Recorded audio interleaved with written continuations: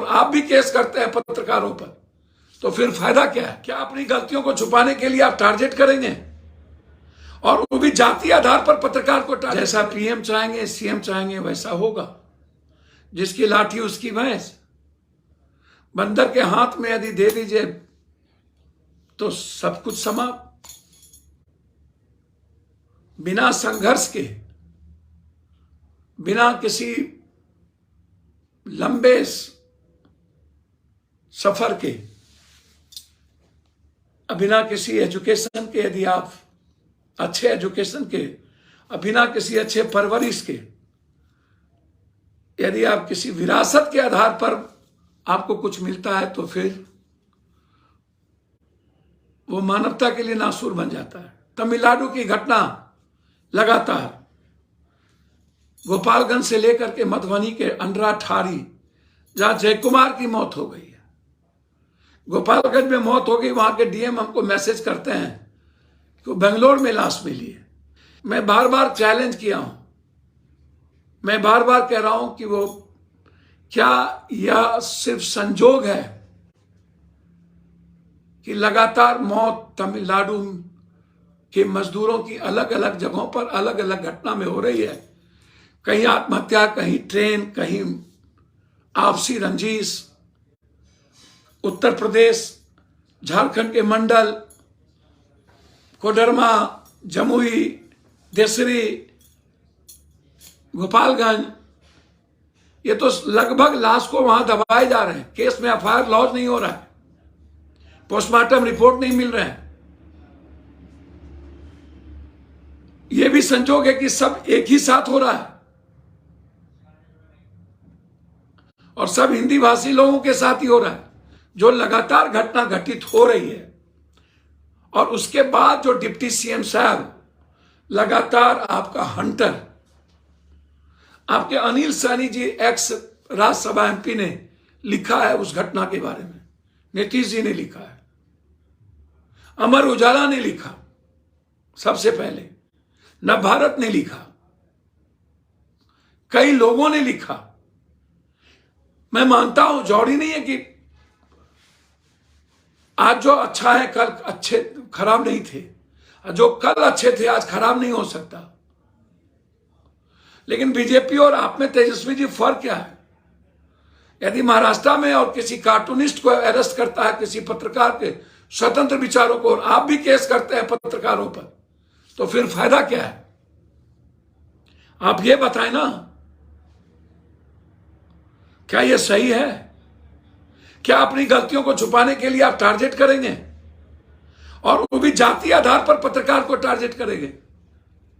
मैं इसके विरोध में हूं, मैं इसके पक्ष में नहीं हूं। जाति आधार पर पत्रकारों का, आपकी कोई भी आलोचना करे, आपके खिलाफ कोई हो सकता है, इसका मतलब वो लोकतंत्र के खिलाफ नहीं है। व्यक्ति के खिलाफ होने का मतलब संविधान का खिलाफ नहीं।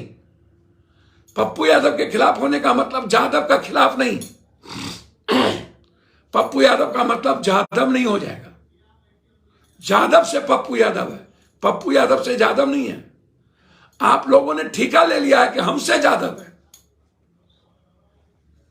तेजस्वी जी, इतना ही अहंकार है ना, तो जादवों को लाठी उठाना और लाठी चलाना बंद करवाइए। है हिम्मत, उसको कहिए दूसरों को तंग ना करे, राइफल की गोली ना चलाए। नौगछिया में अभी चेयरमैन ने गोली चलाया।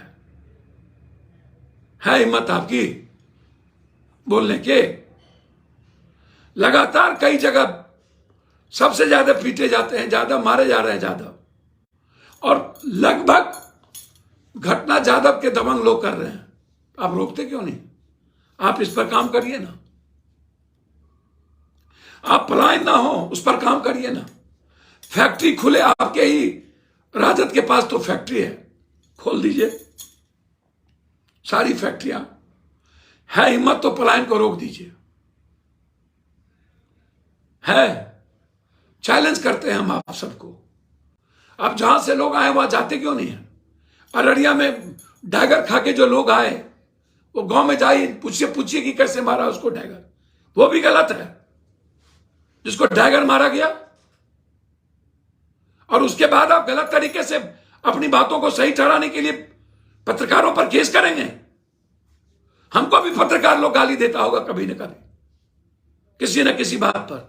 हमने आपको कहा हमको गाली गलौज, किसी ने कहा एक नौटंकी ने छपरा की घटना में एक व्यक्ति ने जिसका कोई मुराद नहीं, उस फालतू जिसकी जिंदगी हम बचाए वो फालतू बात कर रहा था, हमने केस की, हमने उनको डराया।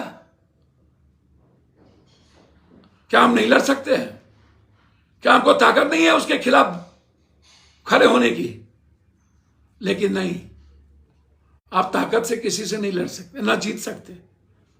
गोली मकसद नहीं है। एक गोली एक आदमी को मारेगा तेजस्वी जी, और यह हाथ लाखों को प्रणाम करेगा।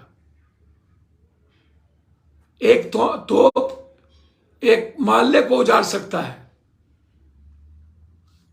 लेकिन एक सोच पूरे देश को बना सकता है। बनाइए ना।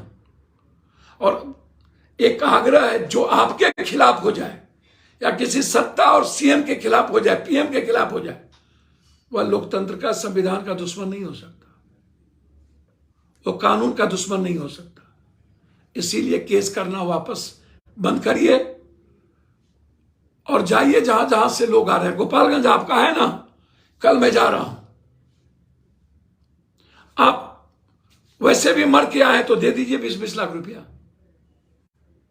और इंक्वायरी बैठा दीजिए।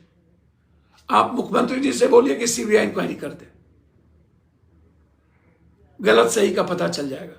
और तेजस्वी जी जो आत्महत्या की बात आई है ना, कि फांसी लटका लिया, उसके फुटेज होंगे ना।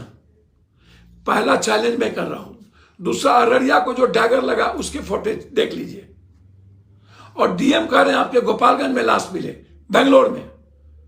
तो काम जब यहां कर रहा था कर्नाटक में, एक दिन पहले उसका मोबाइल लोकेशन देखिए, कितने घंटे पहले था तमिल में, और कितने घंटे बाद उसका मोबाइल लोकेशन कहां चला गया। जांच का विषय है या नहीं? जो वो कह देंगे हम मान लें। तो प्लीज मैं हाथ जोड़ता हूं, पैर पकड़ता हूं, प्लीज लोकतंत्र को जिंदा रहने दीजिए, विचारों की स्वतंत्रता रहने दीजिए, अभिव्यक्ति की आजादी से जीने दीजिए। सारे जाति धर्म मजहब को अपने अपने धर्म पर जीने का राइट है, अपने अपने मजहब पर चलने का राइट है, अपने अपने ढंग से खाने कपड़े पहनने की आजादी होनी चाहिए, और अपनी तहजीब से, संस्कार से, संस्कृति से जीने की आजादी मिलनी चाहिए। यदि इस कंट्री में बोलने की, चलने की, आवाज देने की आजादी ना हो तो फिर गृह युद्ध की स्थिति होगी, युद्ध होगा। और यदि आप ऐसे करते रहेंगे तो मैं हर पत्रकार के साथ खड़ा होऊंगा। हिम्मत है तो हमको आप मरवाइए और हमको जेल भेजवाइए, मैं तैयार हूं। आपके कोरोना में भेजे थे ना जेल हमको, कि नहीं भेजे थे? 5 महीना हम जेल में रहे थे ना, हम फिर रहेंगे 5 महीना जेल में।